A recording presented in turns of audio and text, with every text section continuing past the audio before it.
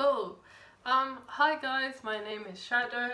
If you haven't heard already, this is a Let's Talk video where I'm going to discuss my experiences with being an autistic person.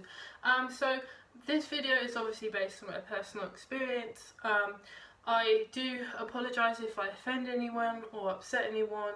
My intention of this video is not to upset or offend anyone. My intention of this video is to give more awareness to autism and autistic people in the view of an autistic person, for those that don't actually have background knowledge of what autism is and how it can affect people, again based off personal experience. So try not to categorise everyone as the same when it comes to autism, because we're kind of not like, we can all be diagnosed with autism, but each person is individual with the sorts of degrees of how autistic they are, and what sort of stuff to adapt to and whatnot. If anything, I'm kind of raising awareness on the things to sort of adapt to and to air out the misconceptions that people have of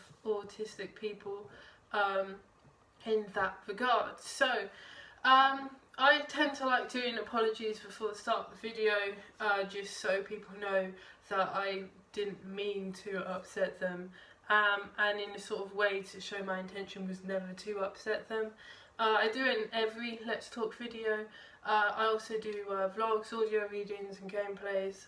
If you go into the About section of my YouTube channel, you will see it. And let's start with the video, I guess. Diagnosed with autism. I'm diagnosed with Asperger's.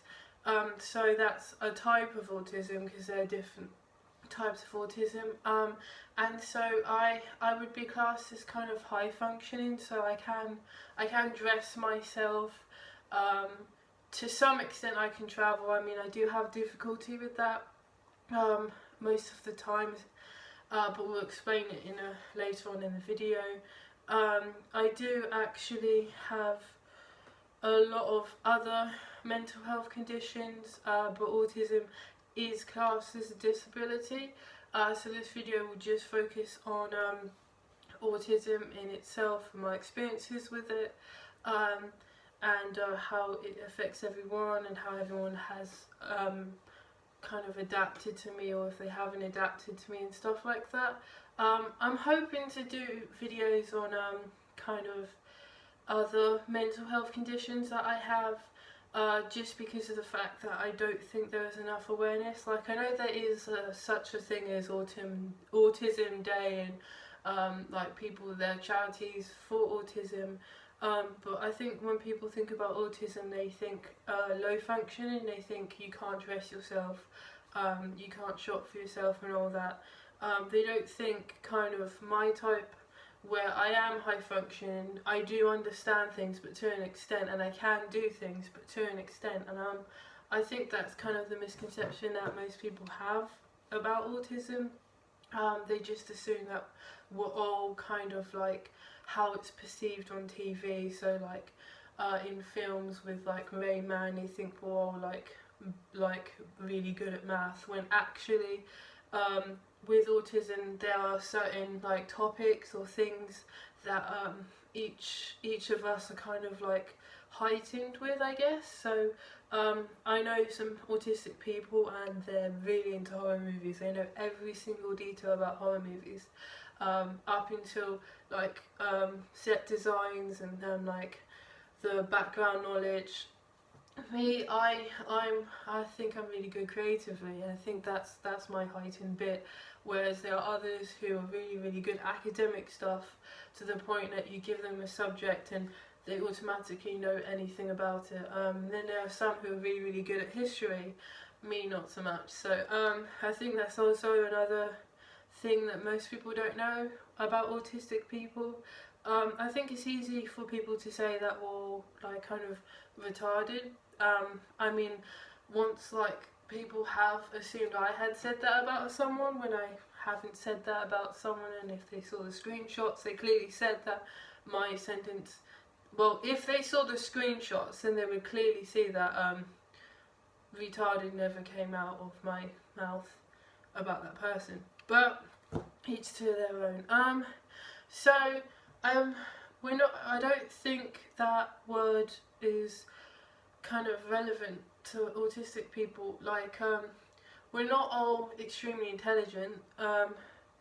We're not all like Rain Man. We're all kind of individuals, and each of our experiences are different. So a lot of people would have positive experiences about being an autistic person, and then there's me who not so much. Purely because I come from a background where autism isn't kind of accepted, and mental health isn't accepted. I come from like a so my heritage is Guyanese, which is in South America. So it makes me part Guyanese and part British, which I identify with. It is kind of my identity, and so with the whole Guyanese background, places like Guyana, and places in the Caribbean, and often places in like Africa or something like that, and basically all over the world, there are some continents and areas of the globe where they just do not accept autism. So with that, my upbringing was kind of different. I didn't know I had autism. I mean, other people knew I had autism by guessing, or they were told by other people, but it was always a kind of Chinese whispers. I was never directly told until like a few years ago, so that's when I officially got diagnosed. I had suspected I might be different in that context, and it did kind of explain a lot of why I done what I done, and why I said what I said in the past and like in present as well to some extent. It did explain a lot about my difficulties. Yes, so I thought I heard something. Yeah, it explains a lot about my difficulties, and basically it felt like there was a piece missing in my life, and I had found one explanation for why I am like I am, and so that it took me kind of a while to process that, but then like because of my upbringing, it kind of had its difficulties. So I again don't really have a positive kind of upbringing to an extent. Like there were good moments, and even with like relationships and friendships, I guess autism is something that a lot of people can't cope with. They didn't know how to cope with, and back then I wasn't kind of getting help for it to kind of make it manageable for the day to day. I was just like all over the place, and so that really got to people, and so a lot of the time people would leave, and I wouldn't understand why they left. I always have this sense where I just try to understand why people leave, and stuff like that, and get over it is actually a genetic thing, and including with my mental health conditions is actually a lifelong thing. It's not something I can get over, it's not a phase, but because of culture, it is often perceived like that. Even in British culture to some extent, people just say get over it, or they're quick to anger because they don't understand. And I had incidents where people were often quick to anger because they just didn't understand autism, or how to adapt to it, or what it meant basically. I guess it's because not a lot of people are quite educated about it. At that point I wasn't, but me suspecting that I did have it before I got diagnosed was more so of the fact that I kind of put two and two together, due to some like family things. It just made sense for me to get properly diagnosed, and there are some people out there who aren't diagnosed, and yeah, I think that's their choice really. Not everyone has to be diagnosed. I think more people have the sense that they believe you have autism if they see some concrete evidence. I think that's more of the fact that that they feel comforted by it to an extent. I had autism, and because of culture, it was kind of made me feel like I was at fault for being an autistic person, and it was always my fault, because I'd done things that I couldn't help at the time, and it was always my fault. Is the sense that I always got, and yes, that kind of, whenever someone comes up to me and says, "What's it like to be an autistic person?" Or want my experience about it, I don't really have that good ones. Like, even now, I only have friends that I rely on who adapt to it or try to adapt to it. Them negative experiences, it kind of contributes to the fact that I can't take much positive, and part of the reason why I'm pessimistic as well.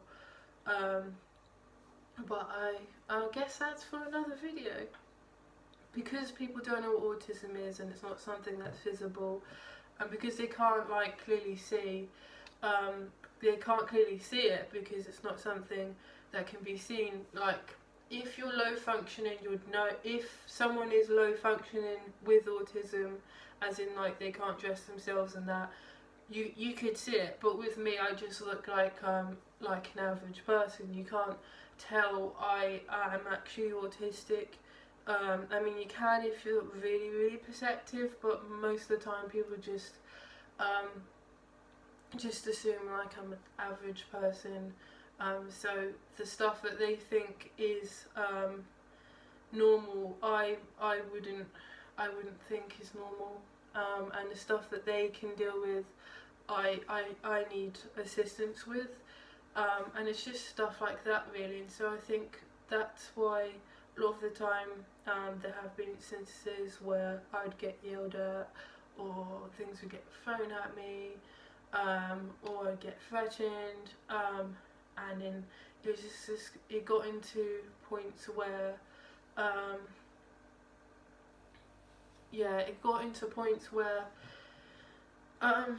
it just made me feel like I was isolated from society. And it's just not a nice experience to have. I think being an autistic person, I will always have that because I'm always going to bump into people, especially at uni, that aren't culturally aware of autism, and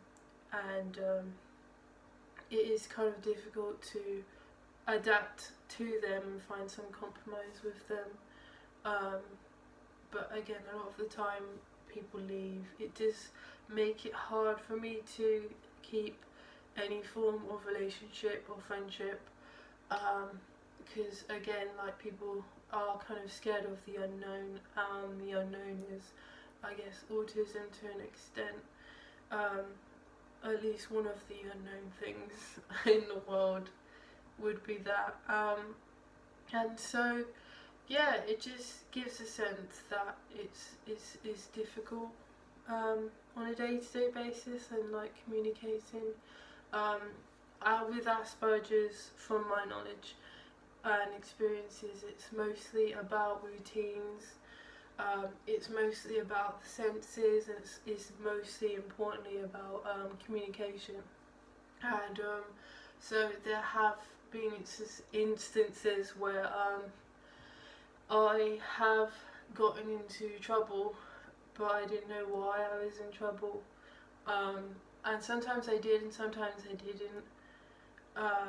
And I think that with age, I come to realise that certain things are an autistic thing, and then I think certain things aren't. And I think it's just having that acceptance that there are certain things that I can change and there's certain things I can't change. The things I can't change, people have to adapt to. I have this ideology that I don't feel as if I should adapt myself to society. I can adapt myself to be appropriate to an extent, but I'm not ashamed of being an autistic person. it doesn't make me different from anyone else, no matter how many times I get discriminated for it. Um, it just means that my brain works a little bit differently. It takes me a while to process things, um, depending on what those things are. And I accept that certain people in my life, I think it is common knowledge, or if it isn't, here it is. It's common knowledge that change can be difficult.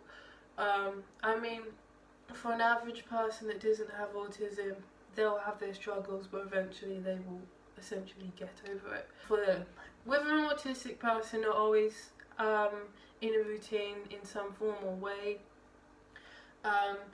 and so kind of breaking that routine can distress them. I mean, there's a lot of the time where routines have been broken for me, and it has distressed me. Like when I first came to uni, I was that distressed by the fact that I didn't know anyone, I didn't know the area at the time, I didn't have any friends, I just didn't know what was going on, no one helped me, and so I kind of laid on the road and kind of went, I kind of waited for a car to hit me. It was a dark point in my life. So that is kind of an extreme. I mean, that kind of contributes to the fact of other mental health stuff I have, probably the borderline personality disorder, or split personality if you prefer it. That kind of contributes to that. So there have been cases where that distress of routine has been that traumatizing, that stuff like that would happen. There have been like times where I've been very impulsive, because I'm so used to having someone to talk to, or meeting up with someone at a certain time, or just meeting up with someone or having someone there, and then for them not to be there, with no explanation, no communication whatsoever, and so then that routine gets broken, and that ripples, and it leaves me to get impulsive, and so I'd publicly say I'm upset, and etc, and go on and basically vent, but vent in a way that people would see as inappropriate. But that's only because routine has been broken. Eventually it will calm down, and then I'll go back into another routine, but so it is difficult.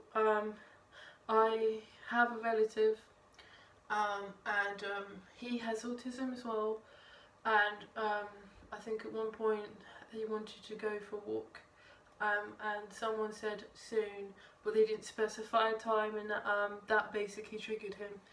And so it's stuff like that can actually trigger kind of routines. It can be traumatizing. The lack of knowledge and not knowing, and it's understandable if the other person doesn't know, but I guess some people perceive it as they don't want to constantly give a reassurance of certain things, but at the other end of this is the fact that a routine has been broken, and in order to stop the triggering, reassurance is needed, sometimes not by the other person but by oneself, and so a lot of the time I've had to kind of reassure myself that a routine will get back in place when after one had previously been interrupted. There are different types of routines. There's like what people do on a day-to-day, and then there's what I call a communication routine. That one kind of affects me a lot. I think it's mostly because I'm alone most of the time, apart from work and stuff, and that was before the virus, but now I'm just like constantly alone. And so that can affect me a lot when the communication routine is broken, and by that I mean I would look at how many times someone would reply, and I'd look at how often they would reply, and if I hadn't heard from them from their usual kind of time period that they would reply, or the days that they would reply, because some people don't reply until like a couple of days after. So this specifically, the specificity of that is important. I can't speak today, but basically details. And so at one point I had an argument with someone, or rather they were like yelling at me. I forgot what for. I get yelled at quite a lot. And so they were yelling at me for something. Actually, no, I think it was the time I got really, really clingy with someone. And they were like, "Oh, you're so clingy and stuff. I need space." And I was like, "Okay, fair enough.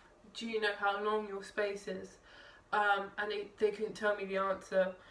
So that triggers me, because I don't know the like estimate amount, and to like an average person they would see that as, "Oh, you're being over the top," but it genuinely is an autistic thing. Like, if someone needs time, I accept that they need time, but I would genuinely need to know the rough amount of time they would need, because for me a couple of days is like a day, or yeah, it varies.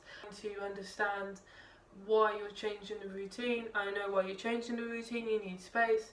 I'm trying to understand how long that space is going to be for. I understand that you may not know how long the space is going to be for, but helpful for me so I don't lose my head essentially and get triggered and then end up like having negative effects on my mental health. I kind of need to know the rough kind of timed frame that would be. I used to have a friend, well, I think I still do. I mean, I consider them as a friend, Red, and she would always tell me the exact time frame that she would need space for. She was really good with actually adapting to all of my mental health stuff and my autism especially, which rarely happens. We don't really talk anymore, which is kind of upsetting. But yeah. So another thing that autistic people get, well, from my experience, of course, is we can be sensitive to the senses, so sound, taste, and all that stuff. Me in particular, I'm sensitive to sound, but not to the extent where I'm always having to wear noise cancelling stuff. I do actually own noise cancelling headphones. Whenever I go outside, I have them on. It's just so that what normal sounds that people make don't bother me as much. Like, especially in a classroom setting, when I'm trying to concentrate and someone's continuously tapping their foot. Them tapping their foot, they'll think that's an ordinary thing.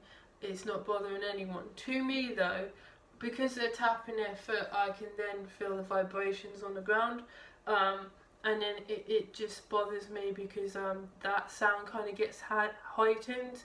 Occasionally some people like tapping their pen or like playing the drums on the table. They would think that's normal and that's fine, but then that would kind of trigger me to the point I have to cover my ears or just do something so I can't hear it or hear for a while.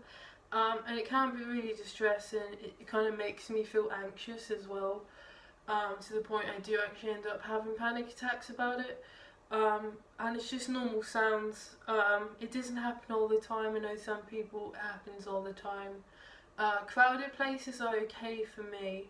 To some other autistic people they're not, but for me personally they're fine, because if I have my headphones in I'm fine, even without, or if I'm talking to someone it's fine. But then there are issues when in group settings, and this is why I prefer to actually do one-to-one meetups with friends rather than big group ones, because if multiple people are talking to me at the same time, or multiple people having conversations, then someone's talking to me at the same time, I find it difficult to know who's talking to me, who's talking, because I'm listening to one conversation and another conversation and basically trying to keep up.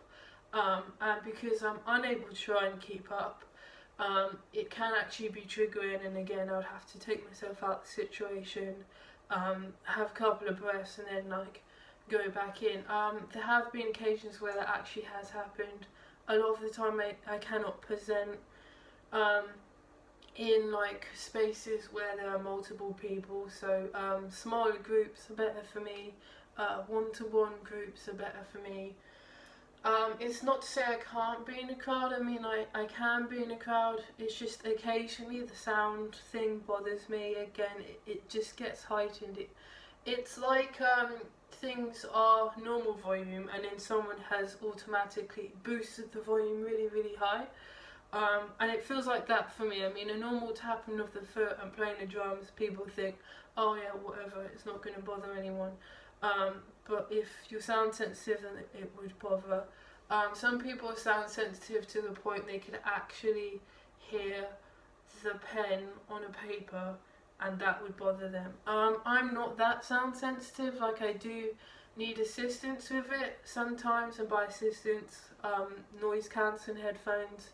I think without them, then most sounds bother me, but I'm usually with some noise cancelling thing whenever I go outside.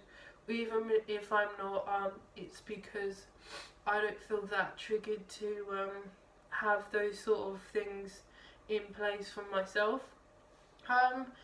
And yeah, so that's one of the things that kind of autistic people have. The other one is that the whole communication thing. Now this is a big one. It has gotten me into trouble multiple times, and a lot of the time it does get me into trouble, and people get upset, and then I get upset because they're just misunderstandings. So with autism, non-verbal communication is very difficult. You'd think an average person would see on your face and your body language that you're upset or you're angry. Me, I wouldn't see on your face or in your body language that you're upset, that you're angry, and that you don't want me there. I would just assume that you're fine. And so it can be very hard for me to understand those sort of things unless someone directly says they're upset or they're angry at me, and I'm like, oh okay. But then some people think that's some sort of trick to just vocalise that they're angry and upset, and they would think it's some sort of trick when it genuinely isn't. A lot of the time I cannot tell if someone's upset or anything. I mean, I can take guesses at it, but the majority of the time I am wrong, except for like a few times when I have been right and I've been like, oh okay, that's but it's not to say that I can't understand all emotion. I mean, sometimes I can and sometimes I can't. So it's kind of 50-50. It's not to say that I'm not intelligent either. I mean, I am intelligent and I can decipher between the two. But it's just one of those things. But it has gotten me into trouble. Again, I don't like assuming things, so I would ask. But again, sometimes asking people would anger them as well, which I don't quite understand. Like, I understand it would seem weird to them. That's probably why they're angry and they want to ventilate to me with their angry like feelings. But yeah, so I tend to ask questions a lot to kind of try and understand what someone's saying, what they're meaning, and I think sometimes it's a lot easier in person, which is why I tend to try and communicate with people in person. Like, if there's a problem or there's a situation, I would want to communicate with that person face to face, because then for me personally it's easier for me to process like if they look sad or if they look upset, and to kind of put fiction to fact essentially, and convert the fiction-ish thoughts that I had to fact. If I can see them, then I know what's going on. It's a lot harder online. I think a lot of the time, most weeks actually, I do have altercations with people, I think because they don't understand why I'm asking these questions, or sometimes they're asking me questions and I don't understand why they're asking me questions. Like for me, the intention has to be there. Like I have to have some clear indication of why someone talks to me or why they're asking me these questions. And a lot of the time it's not always clear to me, so then I would say it's not clear. I have a tendency to word things in a really bad way though, and I think that's what angers people. And so online it can be very, very difficult, mostly because people start putting like little emojis, or they start using words and phrases that I'm not familiar with, like especially at university they use academic language and I can understand most of it but not all of it, and so sometimes it surprises the teachers because they're like, well, you're a university student, you should know this language, and I'm like, well, no, it doesn't really make any sense to me.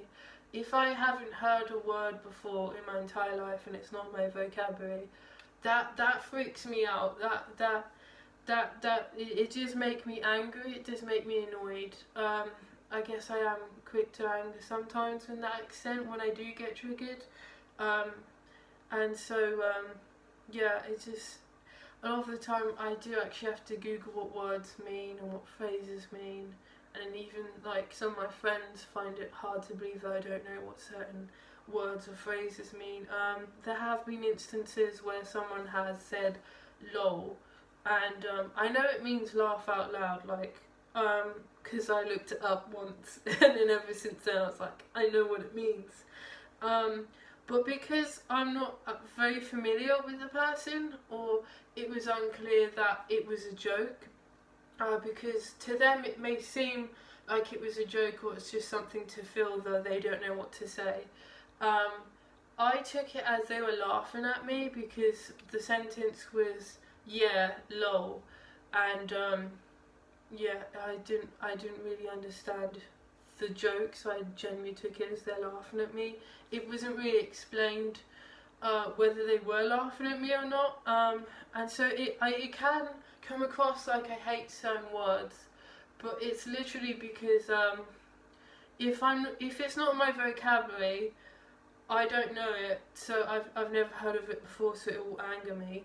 And if it's like some slang or some abbreviation like lol, and someone uses it and I don't know if it's a joke or not, or I don't know if someone's being sarcastic or not, that does anger me as well. It's not the fact that I dislike the word or dislike the phrase, it's literally the fact that they're using slang, and I may know what the slang is, I may not know what the slang is, I may not know what the phrase is, I may know what the phrase is. It all depends on that. A lot of the time it's not clear to me whether it's a joke or not, and then I just automatically assume that they're laughing at me, and a lot of the time they're not laughing at me, they just don't know what to say, and then it goes into a cycle of I get angry because they don't know what to say, because I don't quite understand why they don't know what to say, because in my head the conversation should be flowing, the fact that it's not. And so I have to deal with those communication problems regarding my autism on a day-to-day basis, even in isolation at the moment with the whole virus thing going on. I deal with it online because a lot of the time it's not clear that someone's saying what they're trying to. It's not clear the point that someone online's trying to get across, or I'm not clear on the point I'm trying to get across, and then people just assume I'm saying one thing when actually my intention's this thing and I actually meant this thing, but they're thinking I mean another thing, and so there's that miscommunication, which I think did affect a lot with my relationship, purely because the other person didn't know how to communicate. I struggle with communication, and this was before I even got diagnosed with autism, and so it just went back and forth of they were saying something, I could have sworn they said something else, and so yeah, there wasn't really anything. Yeah, there wasn't any like communication that was clear. I think at one point there had been a situation where someone had assumed they apologised to me, but the words that came out of their mouth, from what I interpreted it as, was they didn't apologise, and then there's just rift. That rift can be resolved a lot of the time. A lot of the time I do actually go to my best friends, Mini B and Baby Cakes is what we call them, to actually translate what people were saying to me, because I have no idea half the time. And sometimes even when I ask people to simplify what they're saying, they don't really know how to simplify what they're saying. And so it's just stuff like that, and so it does make it hard to interact with people socially. I think it makes it hard to keep relationships a lot of the time, and friendships a lot of the time, because people just aren't able to kind of adapt to it. Like, if people don't know what to say, they usually just say okay, but then I take offence to that, whereas someone like Red would say I understand, then I wouldn't get upset about that, because I know that she understands, because she actually vocalised saying I understand. And if she didn't know what to say, she would say I don't know what to say. That's just an example, and so it is easy to kind of adapt, I think, because I'm very vocal of the fact that I have autism, to the extent I'm so vocal that people have actually forgotten I have autism, which it don't make sense to me, quite frankly, but and so yeah, I think the fact that I'm vocal about it, and I'm very open to it, and I'm very open to giving people advice on how to adapt, is helpful.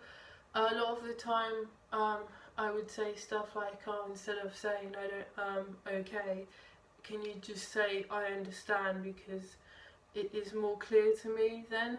And then yeah, sometimes people do it and sometimes people don't do it.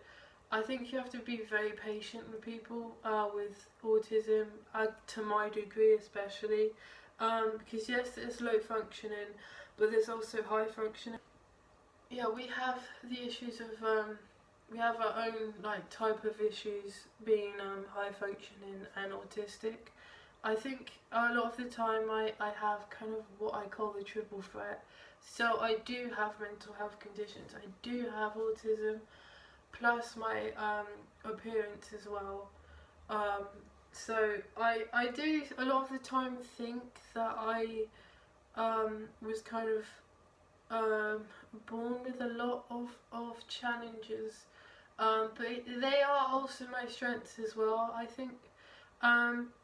And so there are a lot of websites as well that actually help you understand what autism is and adapt to it. I personally wouldn't have much to say about my experiences about it, because I constantly bump into people or know people who just don't know what autism is, or come from a culture where autism and mental health aren't really a thing, and so they can get very vicious and abusive, or violent and stuff like that. Like verbally violent, not physically. It hasn't really come to that extent yet. I say yet because I'm a pessimist, so I always think this is going to get worse. And so, yeah, I think that in a nutshell sums up some of the difficulties I have, and some of the main things to take away from this video with understanding autism is there is always going to be a routine. You may not think that you're triggering it, but sometimes it is best to check if you are triggering it. I think the fact that I have autism does scare people, to the extent they then don't know what to say. And because they don't know what to say, that frustrates me. I think they get scared because they don't want to trigger me, which in turn does trigger me because I'm not understanding why they don't thingy. And So yeah, I think clear communication is also key. A lot of patients, like autistic people, they're not playing, like they're not overreacting, they're not faking it. It may seem like it's fake to you if you come from like a culture that doesn't accept this sort of thing, but it's not fake. They're not playing, um, and sometimes they just don't understand what you're saying, or you're using phrases that they don't know. I think it can be, it isn't always clear cut. Like sometimes they do understand things and don't feel the need to say they understand things, but then because some people are so aware of autism, they would ask me if I understand things, and I would see the things that ask me that I understand as basic things, and not quite sure why they're asking me that. Because yeah, I think it's also important to make your intentions about why you're talking to someone clear, especially an autistic person, and just kind of clear communication. Like, we are all unique. Anyone that has autism, I'm sure other people would have more positive experiences. Of my experiences, again, I've mentioned throughout all of this video, is that I don't really come from a background where autism that's accepted, so it is quite negative for me. I do encounter people and they see autism or any mental health stuff as a negative thing because they don't understand it. They would lash out. But that's getting all like in your head and all that stuff. I have a habit of psychoanalyzing people and things, which I really should get out of. But yeah.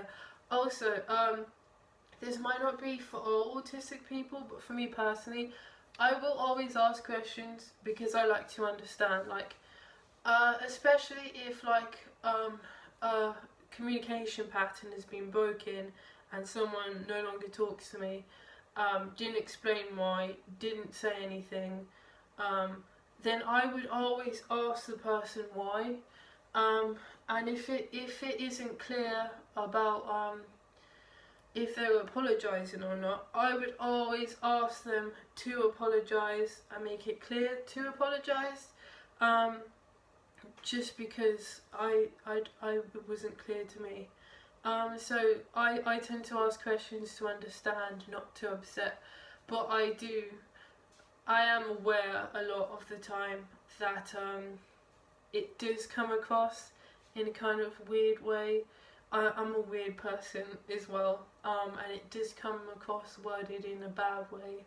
But the intentions are usually always good.